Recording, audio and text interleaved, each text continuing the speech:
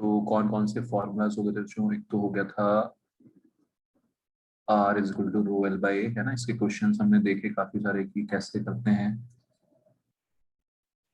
रो को 1 बाय कापा लिख के, रेजिस्टेंस और सेल कांस्टेंट आपको दे रखा होगा तो वहां से कापा आ जाएगा, और कापा निकाल के फिर हम इसमें डाल देंगे molar molar conductivity, kappa into 1000 by molarity, है ना। कब? लेकिन जब ये हमें एस सेंटीमीटर स्क्वायर पर मोल में निकालना हो। ठीक है, उसमें ये समझ आ गया था सबको। तो काफी सारे क्वेश्चंस इस पे ऐसे बनेंगे। क्वेश्चंस की प्रैक्टिस करो आप लोग, है ना, जहां से भी आप कर सकते हो। अच्छे अच्छे क्वेश्चंस भी बन सकते हैं, बनते हैं। करो और पूछो डाउट। जैसे मोलर कंडक्टिविटी होती है, ऐसी होती है इक्विवेलेंट कंडक्टिविटी, सेम सी चीज है ना। ये हो जाएगा, मोलर कंडक्टिविटी होती थी किसकी वजह से? एक मोल की वजह से। Conductivity due to 1 gram mole electrolyte, ये होती है 1 ग्राम इक्विवेलेंट की वजह से। ठीक है,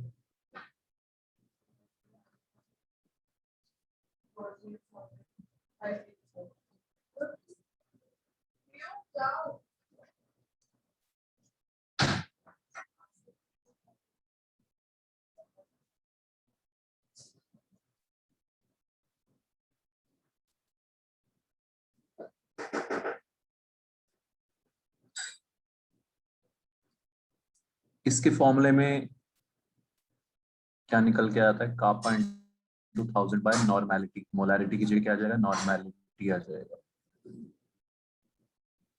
सिंपल, मोलैरिटी की जगह नॉर्मेलिटी।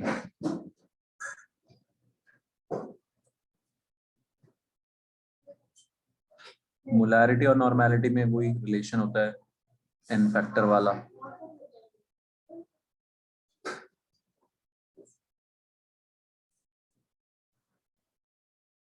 ठीक है, सॉल्ट्स के लिए एन फैक्टर क्या होता है? चार्ज ऑन कैटायन या anion.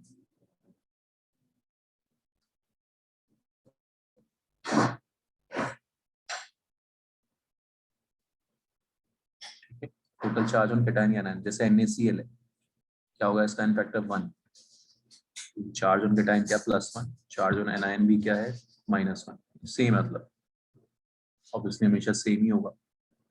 Calcium chloride N factor हो गया 2। ठीक, क्योंकि किसी भी एक को देख लो, कैटायन को देख लो, एनायन को देख लो, 2Cl- है, ये Ca+2 है, दोनों पे चार्ज 2। बात से आई उसमें, ठीक है।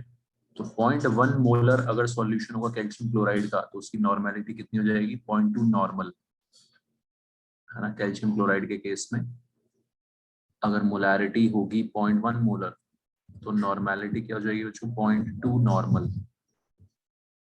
क्लियर है? कोई दिक्कत इसमें?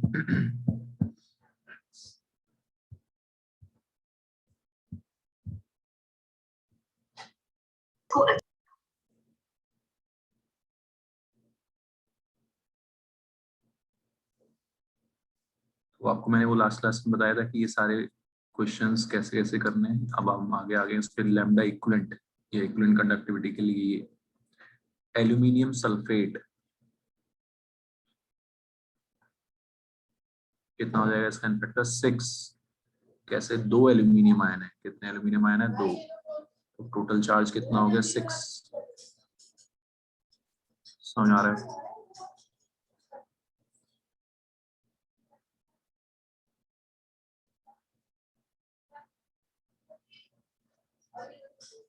एंड 3 सल्फेट आयन, तो भी चार्ज कितना हो गया? 6। अगर 0.1 मोलर एल्यूमिनियम सल्फेट है, नॉर्मेलिटी कितनी हो जाएगी बच्चों? 0.6 नॉर्मल। ठीक है, कोई दिक्कत? इस तरह से हम कैलकुलेट करेंगे नॉर्मेलिटी, और इस फॉर्मूले में रख देंगे इक्विवेलेंट कंडक्टिविटी निकालने के लिए। क्लियर है बच्चों?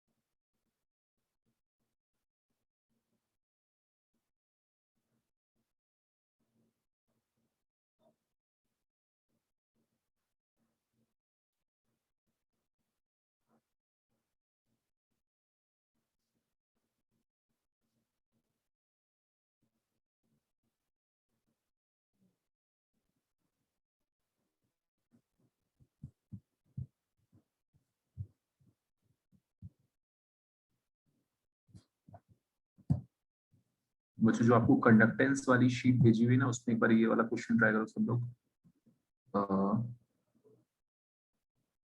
अच्छा क्वेश्चन है, कंडक्टेंस वाली शीट जो है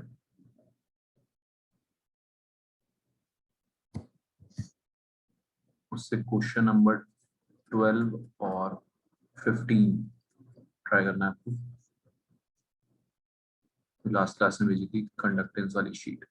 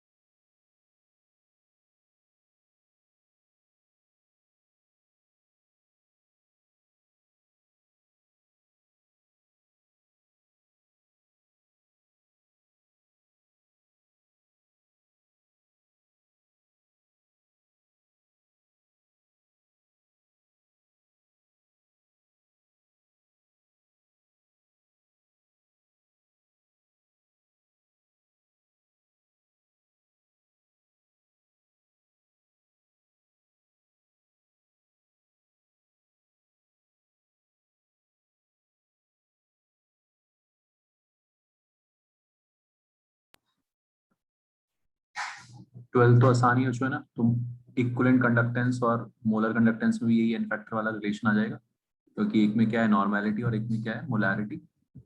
ठीक है, एक में नीचे मोलैरिटी और एक में नीचे क्या है नॉर्मेलिटी है। Any doubt? तो lambda equivalent is equal to lambda molar conductivity divided by N factor.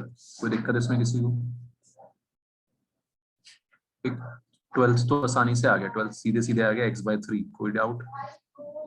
N factor हो जाएगा 3H3PO4 नो सर। है ना। अब करो बच्चों 15 क्वेश्चन करो, 15 क्वेश्चन अच्छा है, जल्दी से निकाल के बताओ मुझे आंसर इसका।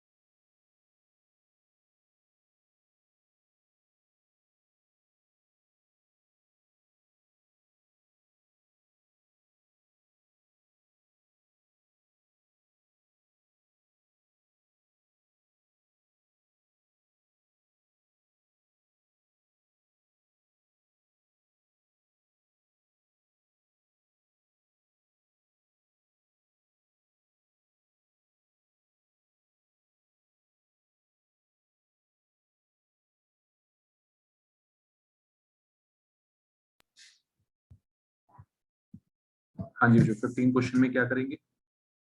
कुछ नहीं, बस फॉर्मूला चिपकाएंगे और क्या करेंगे, है ना। तो 500 ग्राम NaCl को हमने पूल में, स्विमिंग पूल में मिला दिया। रेजिस्टेंस दे रखा है उसका, सेल कांस्टेंट दे रखा है, मोलर कंडक्टेंस दे रखा है ना। वॉल्यूम ऑफ स्विमिंग पूल निकालना है हमने यार, तो कंसंट्रेशन से यूज करते हुए आ जाएगा बहुत मजे में। 500 ग्राम NaCl है, ठीक है। तो रेजिस्टेंस है 7600 ओम्स। तो अच्छा सा क्वेश्चन है, सिंपल सा कॉन्सेप्ट है। सेल कांस्टेंट यानी कि L/A, बार बार मैं बता रहा हूँ आपको, सेम चीज करनी है। क्या सेम चीज? R = ρL/A। यहाँ से आएगा कापा। बार बार ये फॉर्मूला जो देख लो कैसे चिपकाना है ना।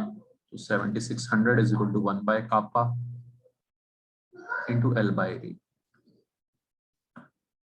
मजे में यहाँ से आ जाएगा कापा का वैल्यू। कापा आ गया हमारा 0.24/7600। Clear?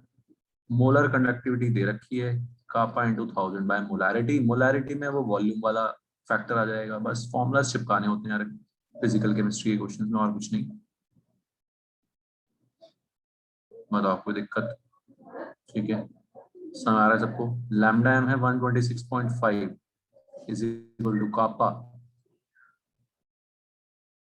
Into 1000 by molarity. Molarity में आएगा moles upon volume. 500 gram NaCl है,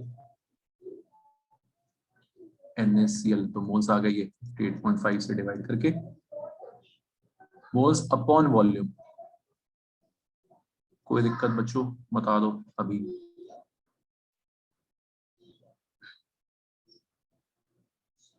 ठीक, यहां से मजे में वॉल्यूम आ जाएगा यार।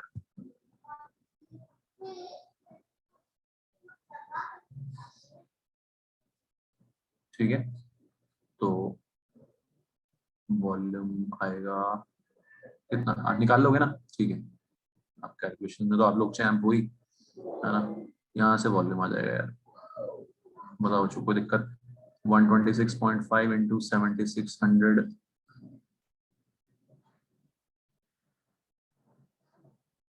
है ना, इंटू 5 डिवाइडेड बाय 58.5।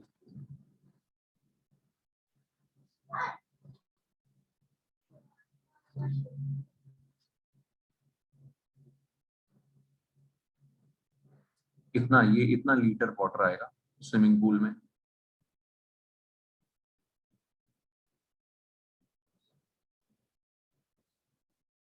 तो क्लियर है बच्चों? तो ऑब्वियसली फर्स्ट ऑप्शन हो जाएगा। बताओ बच्चों, फंडा समझ में आ गया सबको? बड़ा सा क्वेश्चन था, वॉल्यूम दे रखा था हमें, मतलब वॉल्यूम हमें निकालना है स्विमिंग पूल का, स्विमिंग पूल में मिलाया पानी, स्विमिंग पूल में मिलाया NaCl है ना, और उस NaCl से फिर हमने क्या किया। ठीक है, तो इस टाइप का क्वेश्चन, तो घुमा फिर आगे क्वेश्चन यही फॉर्मूला बेस्ड बनेंगे अपने इलेक्ट्रोकेमिस्ट्री में या फिजिकल केमिस्ट्री में, वो आपको आने चाहिए। ठीक है, यहाँ तक समझ आ गया सबको? मोलर कंडक्टिविटी और इक्विवेलेंट कंडक्टिविटी, आगे बढ़ते हैं।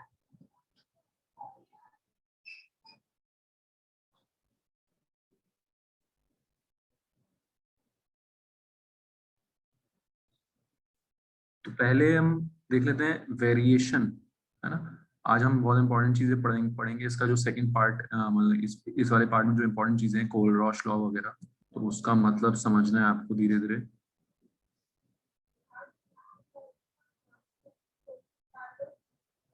उसके लिए सबसे पहले हम देख रहे हैं variation of molar conductivity with concentration, variation of molar conductivity with concentration. तो जब हमने ग्राफ प्लॉट किया जो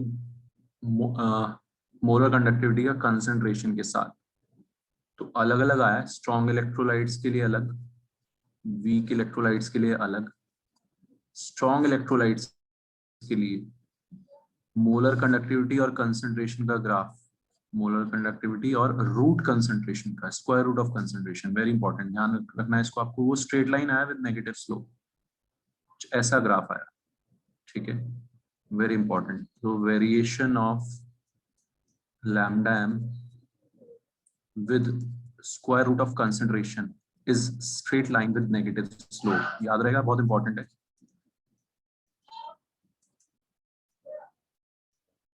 ठीक, कहीं पे ऐसे लिखा होगा आपको, नेगेटिव स्लोप है ना, मैथ्स लगा के तो आप इजीली सोच सकते हो, lambda m y is equal to mx plus c, slope को लिख दिया नेगेटिव, ठीक, plus c some constant, a and b are constants. Clear है बच्चों, कोई दिक्कत इसमें? a and b are constants, ऐसा कुछ वेरिएशन आता है मोलर कंडक्टिविटी का रूट c के साथ स्ट्रॉन्ग इलेक्ट्रोलाइट्स के लिए।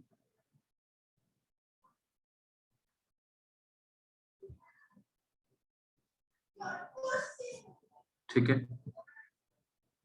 सो मोलर कंडक्टिविटी जो है, जैसे जैसे हम कंसंट्रेशन कम करते हैं वो बढ़ती जाती है, इंक्रीज होती है। ठीक है, तो कंसंट्रेशन हम जैसे जैसे कम करते हैं वो बढ़ती जाती है, और जो इनफाइनाइट कंसंट्रेशन, इनफाइनाइट डाइल्यूशन या जीरो कंसंट्रेशन, लगभग जीरो कंसंट्रेशन आएगा, उसको इनफाइनाइट डाइल्यूशन बोलते हैं। क्या बोलते हैं उसको? Infinite dilution. उस पे वो वैल्यू क्या होगी? मैक्सिमम होगी।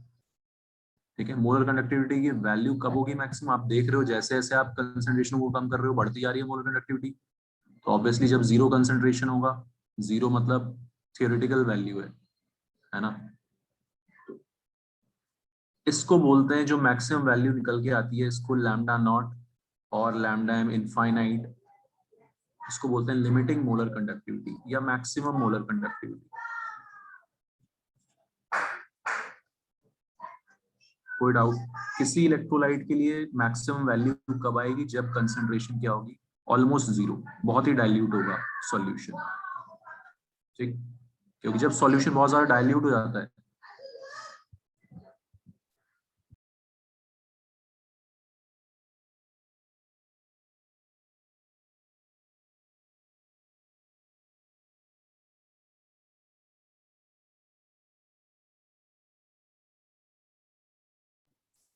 तो जब जो इनफाइनाइट डाइल्यूशन हो जाता है तो आयंस फ्री हो जाते हैं, एक दूसरे का असर एक दूसरे पे खत्म हो जाता है ना, फ्री हो जाते हैं और पूरी स्पीड से दौड़ते हैं। मैक्सिमम स्पीड उनकी जो दौड़ने की आती है कब आती है? जब इनफाइनाइट होता है डाइल्यूशन, इनफाइनाइटली डाइल्यूट सॉल्यूशन होगा।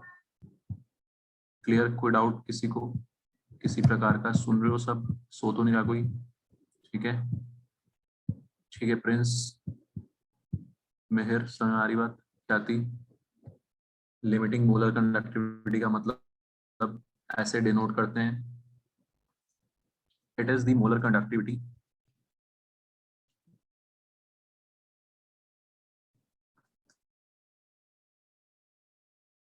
of an electrolyte in infinitely dilute solution.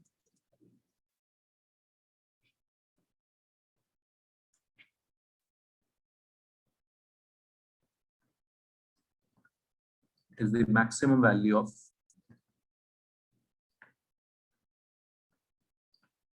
conductivity for an electrolyte. एक इलेक्ट्रोलाइट के लिए ये मैक्सिमम वैल्यू होती है, उससे ज्यादा हो ही नहीं सकती है ना। सुना था बच्चों? ठीक। तो ये जो मोलर कंडक्टिविटी है, ये हम ऑब्वियसली, आप इनफाइनाइट डाइल्यूट सॉल्यूशन तो बना नहीं सकते जीरो कंसंट्रेशन वाला, है ना। तो कैसे निकालते हैं, कैसे मेजर करते हैं? हम इस ग्राफ के, है ना, ग्राफिकली निकालते हैं।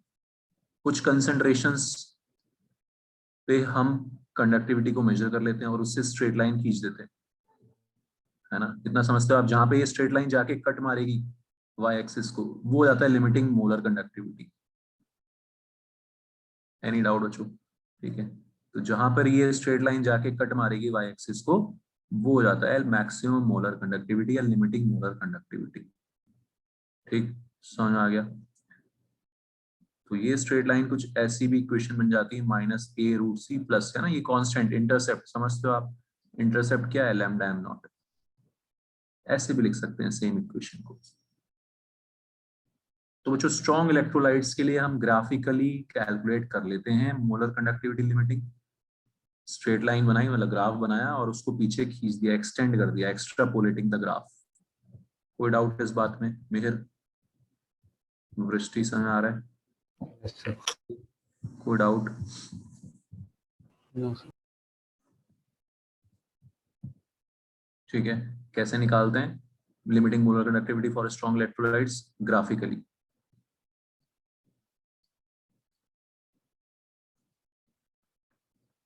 So for strong electrolytes, lambda m naught can be calculated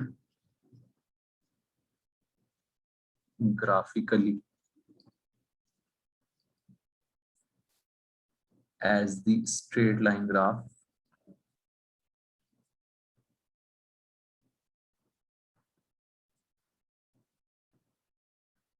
extrapolated, पीछे खींच दिया लाइन को।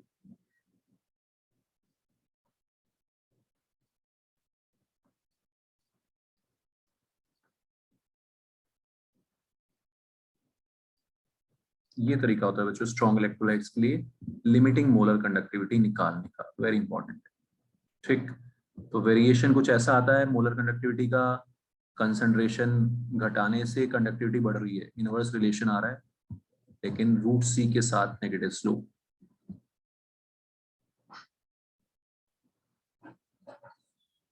वीक इलेक्ट्रोलाइट्स के लिए ग्राफ थोड़ा अजीब सा आता है, इसके साथ हम वो हरकत नहीं कर सकते, इसको हम ग्राफिकली नहीं निकाल सकते क्योंकि इसका ग्राफ कुछ अजीब सा आता है। ठीक, same graphical method can not be used here.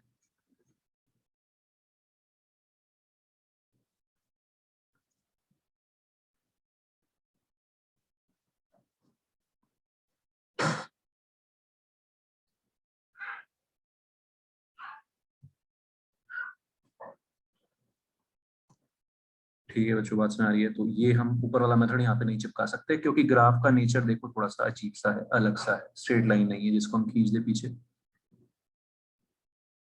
ठीक है, वेरिएशन यहाँ पर भी हुई है।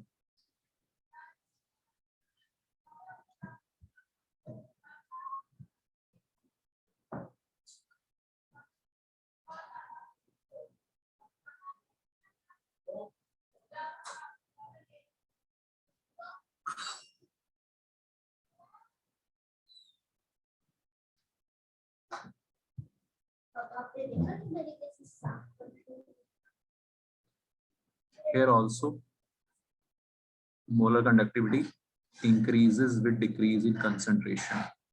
ये बात तो दोनों जगह कॉमन है।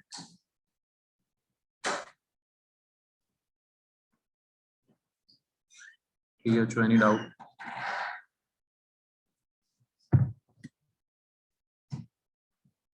ठीक है, समझ आ गया सबको? Variation of molar conductivity with concentration या विद रूट सी। ग्राफ्स कुछ ऐसे आए,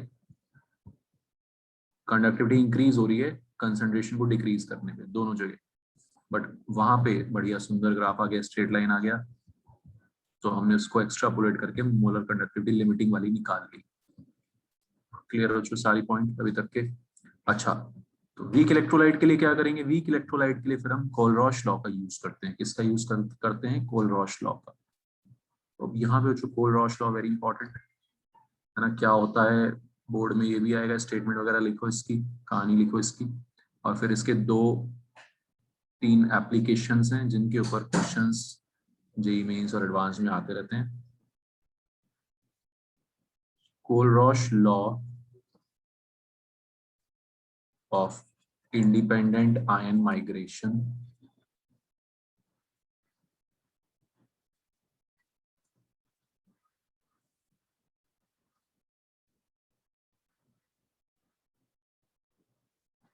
Kohlrausch law of independent ion migration.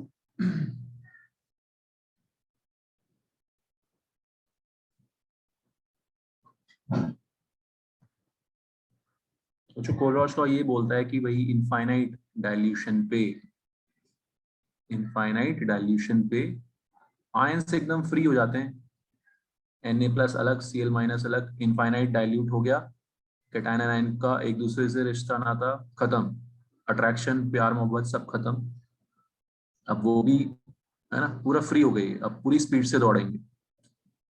ठीक, तो इंडिपेंडेंट आयंस बन गए। क्या बन गए? Independent ions. कब बन जाते हैं इंडिपेंडेंट आयंस? जब इनफाइनाइटली डाइल्यूट हो जाता है सॉल्यूशन। तो कोलरॉश लॉ बच्चों ये बोलता है कि इनफाइनाइट डाइल्यूशन पे जो मोलर कंडक्टिविटी होती है वो इंडिविजुअल आयंस के कंडक्टिविटी के सम के बराबर होती है। इंडिविजुअल आयंस की कंडक्टिविटी के सम के बराबर होती है। ये सिंपल सी बात बोलता है कौन? हमारा कोलरॉश लॉ। ठीक, कि भाई इनफाइनाइट डाइल्यूशन पे एक इलेक्ट्रोलाइट का जो मोलर कंडक्टिविटी होगा वो उनके इंडिविजुअल आयंस के मोलर कंडक्टिविटी के सम के बराबर होगा। क्लियर? सो इस तरह से हम लिख सकते हैं कि कैल्शियम क्लोराइड है, उसका मोलर कंडक्टिविटी, ठीक है, जो ये स्कूल में भी बोर्ड में भी हर जगह आएगा लिखने के लिए, अगर मैं स्टेटमेंट लिखवा रहा हूँ इसका तो आपको है ना एग्जाम्पल के साथ लिखना है कि कैल्शियम क्लोराइड का कितना हो जाएगा। ये आयंस का क्या क्या बनाएगा? आयंस कैल्शियम बनाएगा और 2 क्लोराइड बनाएगा, तो 2 क्लोराइड की मोलर कंडक्टिविटी, सबकी मोलर कंडक्टिविटी हम जोड़ देंगे। समझ आ रही बात? तो अकॉर्डिंग टू कोलरॉश लॉ या according to it, the molar conductivity of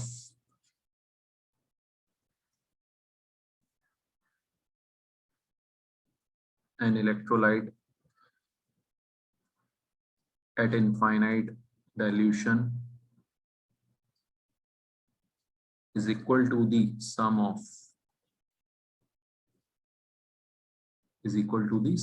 conductivities of independent ions produced by that electrolyte। है ना, ये बोर्ड में भी आएगा स्टेटमेंट लिखने के लिए। ठीक है बच्चों? ध्यान रखना है आपको। और इसके फिर हम क्वेश्चंस भी आएंगे, बोर्ड में भी आएंगे, मेंस में, हर जगह आएंगे।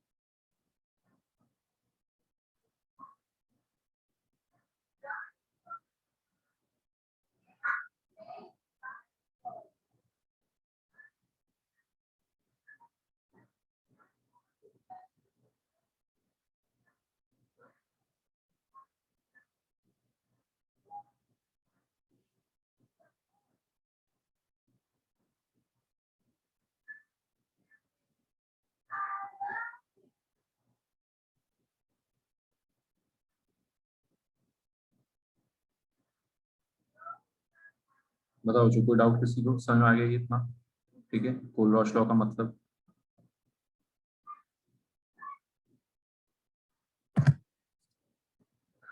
तो जैसे है ना, एल्यूमिनियम सल्फेट है, कोई भी इलेक्ट्रोलाइट है, उसका मोलर कंडक्टिविटी निकालने के लिए मुझे क्या चाहिए? इनके इंडिविजुअल मोलर कंडक्टिविटीज का सम, twice of lambda naught m of Al plus 3, thrice of lambda m naught of sulfate ion। ठीक है जो ये हमें चाहिए। क्लियर है? This is Kohlrausch law. इसको यूज करके हम, है ना, आप सीधे आते हैं काम की बात को, इस पे इसको यूज करके हम निकाल सकते हैं किसी वीक इलेक्ट्रोलाइट का लिमिटिंग मोलर कंडक्टिविटी। तो this is first application of Kohlrausch law, है ना। तो एप्लीकेशन ऑफ कोलरॉश लॉ में पहला एप्लीकेशन यही है, वेरी इंपॉर्टेंट, जिस पे क्वेश्चंस बनेंगे। To find the limiting molar conductivity of weak electrolyte.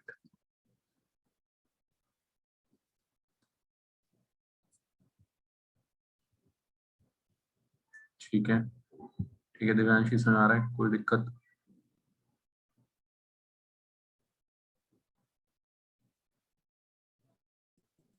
वो हाँ दिव्यांश, बैकअप, हाँ बैकअप तेरा, हाँ लिक्विड सॉल्यूशन का बैकअप कुछ बच्चों को चाहिए था, तो मैं वो इस वेडनेसडे मॉर्निंग मॉर्निंग में तो कोई दिक्कत नहीं है ना दिव्यांश?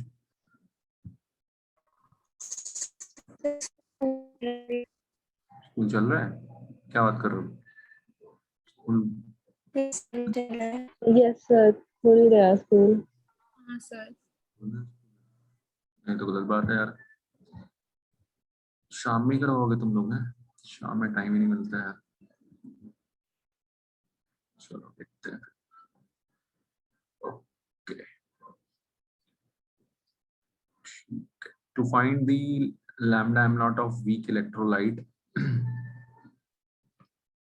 ये एप्लीकेशन है इसका, है ना। तो हम वीक इलेक्ट्रोलाइट का वहां पे ग्राफिकल मेथड से नहीं निकाल पा रहे थे, तो कैसे निकालेंगे बच्चों? कोई भी जैसे वीक इलेक्ट्रोलाइट है, एसिटिक एसिड है ना, तो उसके लिए मुझे क्या चाहिए? लैम्डा नॉट चाहिए एसिटेट आयन का, और लैम्डा नॉट चाहिए एच आयन का। ये तो समझ आ ही रही बात है ना। कोलरॉश लॉ तो वीक इलेक्ट्रोलाइट पे भी लगेगा, स्ट्रॉन्ग इलेक्ट्रोलाइट पे भी, है ना। और इनफाइनाइट डाइल्यूशन पे तो सब एक जैसे जाते हैं, स्ट्रॉन्ग भी वीक भी सब एक जैसे हो। ठीक, तो ये करने के लिए हम क्या करते हैं, कुछ स्ट्रॉन्ग इलेक्ट्रोलाइट्स को पकड़ लेंगे और उनके सम सम माइनस के तो रहेगा ना। अभी मैं लिख दूंगा तो आपको समझ आएगा। जैसे CH3CONA चाहिए मुझे, CH3COH के लिए मुझे CH3CONA, lambda naught of HCl, ये सारे स्ट्रॉन्ग इलेक्ट्रोलाइट्स हैं, CH3CONA भी, HCl भी और NaCl भी। तो मैंने एसिटिक एसिड को निकालने के लिए CH3CONA और HCl को ऐड किया और NaCl को माइनस कर दिया। ठीक है, तो ये आसान सी चीज करनी है। क्यों करनी है ऐसा? क्योंकि मुझे एसिटेट आयन चाहिए और H आयन चाहिए, है ना। CH3CONA में आ गया एसिडेट आयन और Na+, HCl में आ गया H आयन, Cl आयन, और NaCl में Na और Cl क्या हो गए, माइनस हो गए। तो बचेगा क्या बच्चों, अल्टीमेटली हमें वो ही मिल जाएगा जो हमें चाहिए। ठीक है, तो ऐड सब्ट्रैक्ट करके लिख लेंगे स्ट्रॉन्ग इलेक्ट्रोलाइट्स की टर्म्स में। समझ आ रहा है, ऐसे सिंपल से क्वेश्चंस रहेंगे। बात सुना रही है सबको। तो वीक इलेक्ट्रोलाइट का मोलर कंडक्टिविटी निकालने के लिए कहीं पे आपको 2 से मल्टीप्लाई भी करना पड़ हो सकता है, वो सब आपको खुद से देखना है। क्लियर है बच्चों, कोई दिक्कत? ठीक। तो to find the limiting molar conductivity of weak electrolyte, हम उसको स्ट्रॉन्ग इलेक्ट्रोलाइट्स के ऐड सब्ट्रैक्ट करके हिसाब किताब लगा के लिख लेंगे और वहां से निकाल देंगे। ये है इसका पहला। और इस पे ऑब्वियसली हर जगह ना, बोर्ड में, मेंस में, हर जगह क्वेश्चंस आएंगे। बताओ किसी को कोई दिक्कत?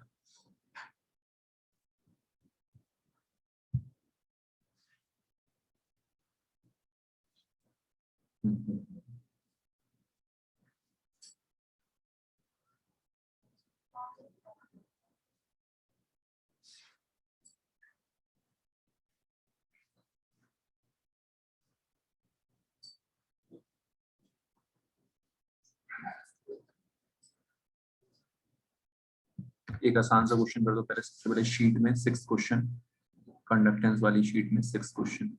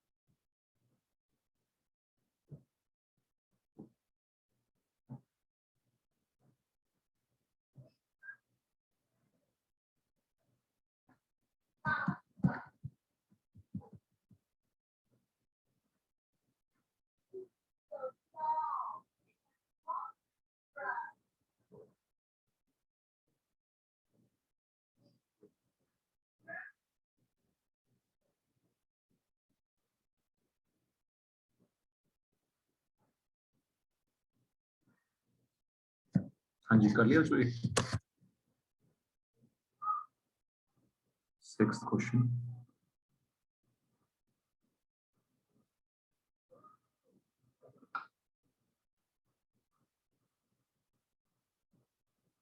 AgCl का निकालना है। AgCl एक वीक इलेक्ट्रोलाइट है।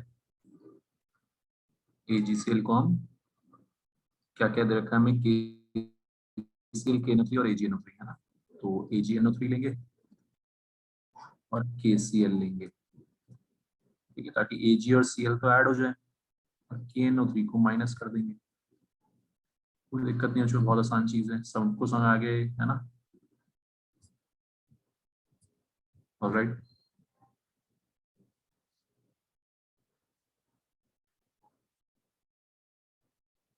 तो KCl, हाँ, AgNO3 की वैल्यू दे रखी 13.34,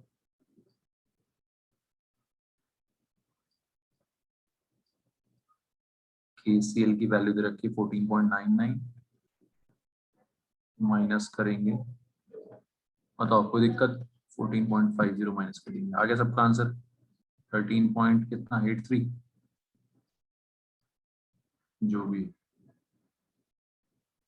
13 पॉइंट समथिंग आ जाएगा, 494983 आ गया। क्लियर हो चुका? कोई डाउट? ओके,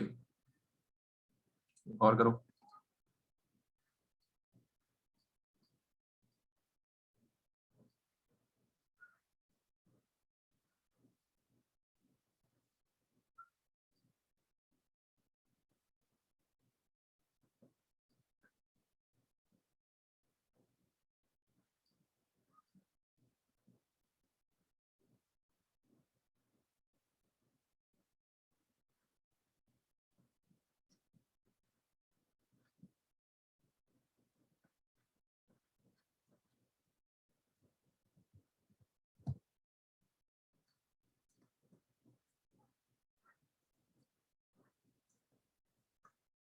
करो।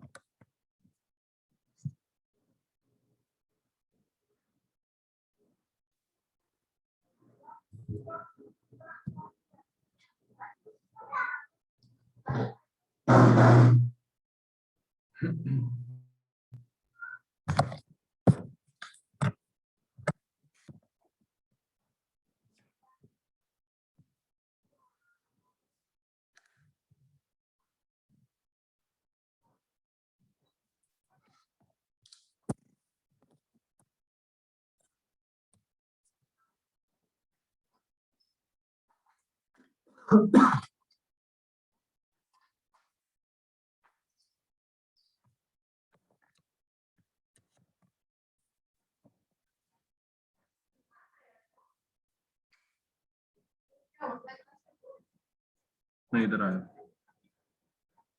हाँ जी, तो ठीक है, जो समय आ गया कर लिया सबने, ही आसान सी चीज हुई। 2 OH चाहिए तो 2 से मल्टीप्लाई करेंगे इसको, है ना। और ये क्या किया मैंने, अच्छा तो कुछ गड़बड़ दे दिया मैंने, Na2 तो Na2SO4 देना चाहिए था ना। हाँ सॉरी, चाहिए Na2SO4 देना चाहिए था मेरे को, ठीक है। इसलिए शायद कंफ्यूज हो रहे होगे आप। तो MgSO4 MgOH होल ट्वाइस के लिए क्या चाहिए, MgSO4 चाहिए। MgSO4 में मैग्नीशियम आयन और सल्फेट आयन आ गए। फिर हमें चाहिए ट्वाइस ऑफ NaOH, 2Na2OH आ गया, माइनस कर देंगे Na2SO4, तो सोडियम और सल्फेट माइनस हो जाएंगे। समझ आ रहा है सबको? तो क्या किया अल्टीमेटली हमने, A plus 2C minus B। कर लेंगे सब लोग ऐसे क्वेश्चंस, ठीक है, आसान आसान से। क्लियर है Shreya? Janshi any doubt? Yes, sir. ठीक है, एक तो ये चीज होगी है ना। इक्विवेलेंट के केस में लेकिन ऐसा नहीं होता। इक्विवेलेंट में हमेशा जो कुछ भी हो, कैसा भी सॉल्ट हो,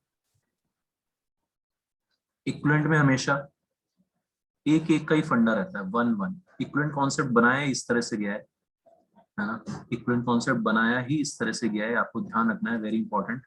अगर मुझे इक्विवेलेंट कंडक्टेंसेस दे रखी हो कैल्शियम और क्लोराइड की, तो मैं सिर्फ किसी को किसी से मल्टीप्लाई करने की जरूरत नहीं, सिर्फ ऐड करना है, उससे इक्विवेलेंट कंडक्टेंस निकल के आ जाएगा,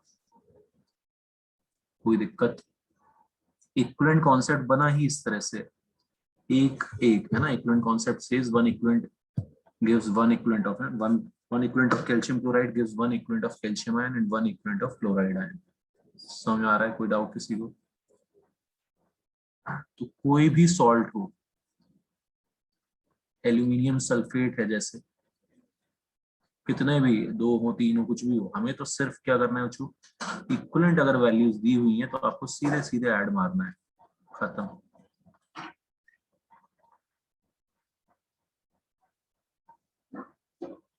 क्लियर?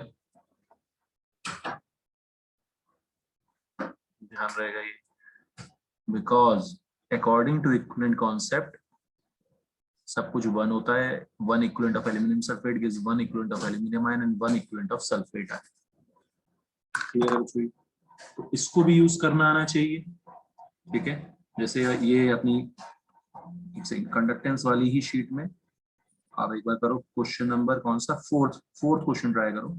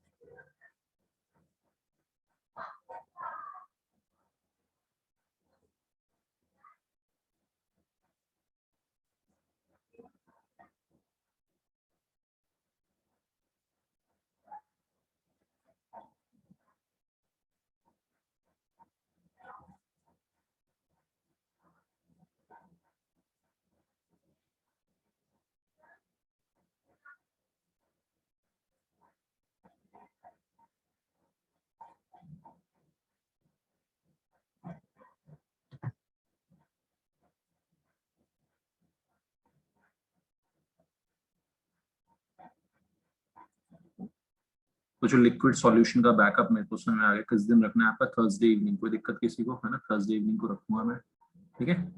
और ठीक है, और आर्यन जो भी जिसको है ना ऑर्गेनिक डाउट्स हैं, वो आप क्या करोगे, वो वीकेंड में ऑर्गेनिक पूरा स्टार्ट होना है स्क्रैच से।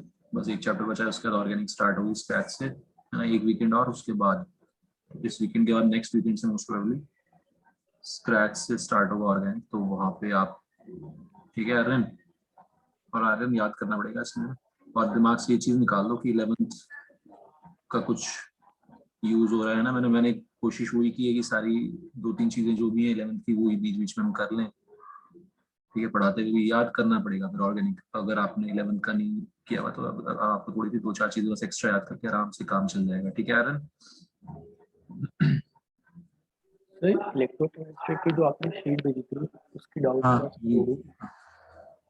डाउट्स नहीं, जब भी तुम भेजते रहो क्वेश्चन है ना, कहीं से भी करो, डाउट भेजते रहो मेरे को, ठीक है।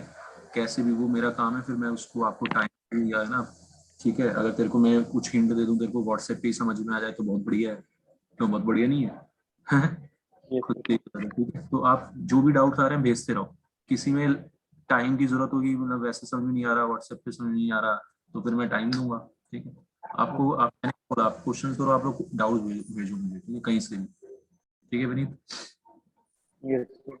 हम्म।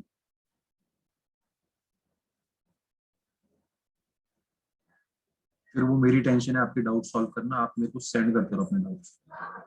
अभी कोई डाउट्स हैं भेजे ही नहीं किसी ने, तो फिर मैं उसके लिए ना, अगर कुछ हो जाएंगे इकट्ठे तो मैं एक डाउट क्लास भी रख दूंगा, लेकिन सेंड तो करो पहले, ठीक है। पहले सेंड करो आप लोग डाउट्स। तो बच्चों ये फोर्थ क्वेश्चन समझ में आ गया सबको। इक्विवेलेंट कंडक्टेंसेस को सीधे उठा के ऐड करते हैं तो इक्विवेलेंट कंडक्टेंस आ जाती है, कंडक्टिविटी इक्विवेलेंट वाली आ जाएगी, ठीक। तो इक्विवेलेंट कंडक्टिविटी सोडियम सल्फेट की equal to equivalent conductivity of sodium plus equivalent conductivity of sulphate. Clear है बच्चों ये सबको? सिंपल ऐड करना।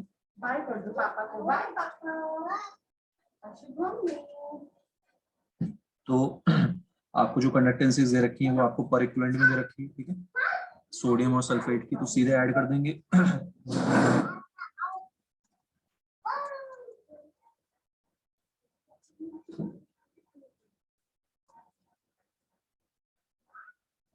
ठीक है, कोई दिक्कत नहीं। ये आ गया सीधे equivalent conductance of sodium sulphate. अब अगर इसको मेरे को बच्चों मोलर निकालना हो, तो molar conductance is equal to equivalent into N factor, और सोडियम सल्फेट का एन फैक्टर हो जाएगा 2, चार्ज ऑन कैटायन कितना है, 2 सोडियम आयन है। समझ आ रहा है सबको? ऐसे ये छोटे छोटे क्वेश्चन नीट में भी आते हैं, हर जगह है ना। क्लियर है कॉन्सेप्ट? कोई दिक्कत बता दो किसी को कोई दिक्कत हो तो। केविन क्लियर है? ख्याति, कायली,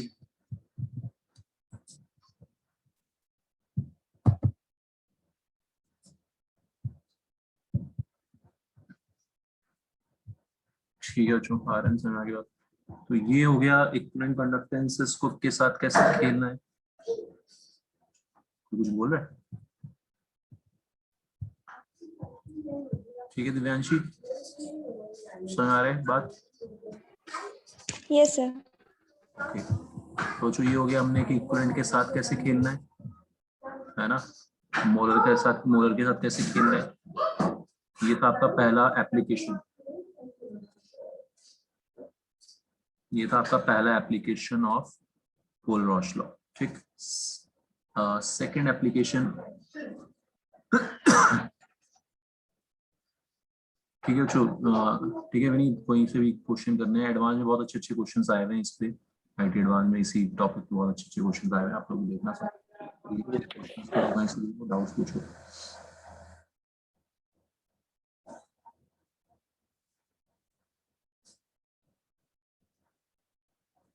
सेकंड एप्लीकेशन है इसका, सेकंड एप्लीकेशन है बच्चों, to find the degree of dissociation, है ना, of weak electrolyte.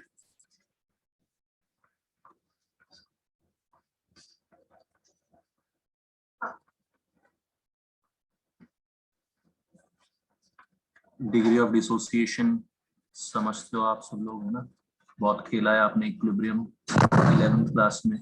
Alpha, alpha is degree of dissociation, ये अल्फा जो होता था, ठीक। तो यहाँ से बच्चों इस कॉन्सेप्ट को बहुत ज्यादा ऐड करके, मतलब 11th क्लास आयनिक इक्विलिब्रियम से जोड़ दिया जाता है बहुत सिंपल तरीके से। अल्फा फाइंड करने का बहुत आसान सा तरीका है, इनफाइनाइट डाइल्यूशन पे, इनफाइनाइटली जब हम डाइल्यूट कर देते हैं, तो 11th में भी था ओस्टवाल्ड्स लॉ ऑफ डाइल्यूशन, जब बहुत डाइल्यूट कर देते हैं तो अल्फा 1 हो जाता है, वीक इलेक्ट्रोलाइट स्ट्रॉन्ग इलेक्ट्रोलाइट बन जाता है अल्फा 1। अल्फा की मैक्सिमम वैल्यू क्या है बच्चों, 1। मैक्सिमम डिग्री ऑफ डिसोसिएशन कितना हो सकता है, 1, ठीक। और वो तो अल्फा का वैल्यू कैसे निकलता है, given molar conductivity eight given concentration, molar conductivity eight given concentration divided by maximum molar conductivity. Maximum molar conductivity कौन सी होती है, इनफाइनाइट डाइल्यूशन वाली, सीधे उनका रेशियो करना होता है, ये मैक्सिमम वाली वैल्यू है, जो गिवन कंसंट्रेशन पे जो मोलर कंडक्टिविटी होगी वो कम होगी। इन दोनों का रेशियो आपको उस कंसंट्रेशन पे अल्फा देगा, उस कंसंट्रेशन पे कितना वो डिसोसिएट हो रहा है वो देगा। समझ में आ रही बात? ठीक है। जब इनफाइनाइटली डाइल्यूशन हो जाएगा, कंसंट्रेशन इनफाइनाइट मतलब जीरो हो जाएगी, तो अल्फा की वैल्यू कितनी हो जाएगी? 1, क्योंकि मोलर कंडक्टिविटी लैम्डा नॉट बन जाएगी। यहाँ से ये चीज सिंपल सी आती है, दोनों का आपने रेशियो ले लेना। ठीक, लैम्डा एम नॉट निकालने के लिए ऊपर जो हम मेहनत कर रहे थे ऐड सब्ट्रैक्ट करके, वो उससे भी निकाल सकते हैं, डायरेक्टली भी गिवन हो सकता है आपको। बताओ, समझ आ रहा है? कोई दिक्कत? ठीक, और गिवन कंसंट्रेशन पे मोलर कंडक्टिविटी दे रखी होगी, वहां से दोनों का रेशियो लेके अल्फा आ जाएगा। अल्फा यानी कि डिग्री ऑफ डिसोसिएशन। फिर आपको बोलेंगे डिसोसिएशन कांस्टेंट निकालो। डिसोसिएशन कांस्टेंट मतलब इक्विलिब्रियम कांस्टेंट, है ना। एसिड के लिए के एक ही बात है, वो हो जाएगा बच्चों सी अल्फा स्क्वायर, है ना। तो वो आपको याद होगा, ये ऐसे करते थे हरकतें एसिडिक एसिड के लिए, है ना। वीक एसिड के लिए नीचे नेग्लेक्ट मार देते थे 1 माइनस अल्फा को। अल्फा से फिर आपसे आपसे के निकलवा सकते हैं, पीएच निकलवा सकते हैं। एच आयन कंसंट्रेशन कितना हो गया? C alpha. सी अल्फा से पीएच निकलवा लेंगे, पीएच निकलवा सकते हैं, के निकलवा सकते हैं। समझ में आ रही बात बच्चों? ठीक है, तो अल्फा निकलवा के इस टाइप के क्वेश्चंस बनेंगे। आपसे के डिसोसिएशन कांस्टेंट पूछ सकते हैं और पीएच की वैल्यू फाइंड करा सकते हैं। ऑलराइट, ये गिनती के 2-4 प्रकार के क्वेश्चन बनते हैं। इसी में मैं बोला था एडवांस में बहुत अच्छा क्वेश्चन आया हुआ है, 2-3 साल पहले शायद। आप लोग देखोगे तो आपको मिल जाएंगे क्वेश्चंस प्रीवियस ईयर क्वेश्चंस में।